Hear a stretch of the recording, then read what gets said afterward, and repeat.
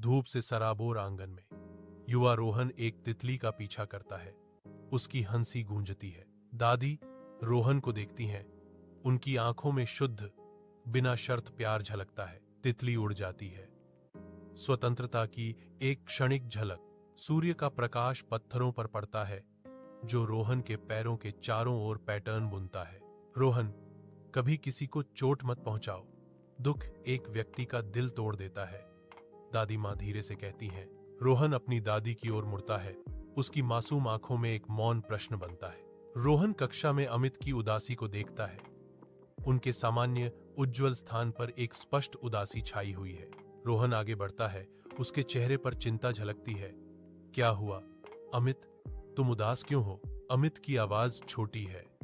मेरी पेंसिल टूट गई और मेरे पास दूसरी नहीं है।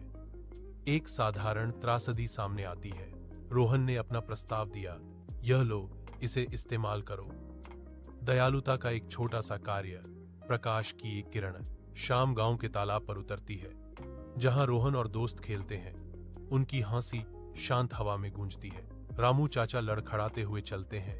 उनके कदम लड़खड़ाते हैं। हर अस्थिर चाल के साथ गिरने का खतरा मंडरा रहा है। एक आह निकलती है, क्योंकि रामू चाचा की छड़ी फिसल जाती है। उसका शरीर पृथ्वी की ओर झुक जाता है। खतरे का एक क्षण निलंबित। बिजली की गति से रोहन आगे बढ़ता है। उसकी युवा शक्ति गिरने को रोकती है। एक वीर कार्य हो रहा है। बेटा, तुम एक अच्छे इंसान बनोगे, रामू चाचा कहते हैं। उनकी आवाज कृतज्ञता से भरी हुई है। एक आशीर्वाद दिया गया। रोहन को अपनी दादी मां के शब्द याद आते हैं, जो दूसरों का दर्द समझता है वही सच्चा इंसान है।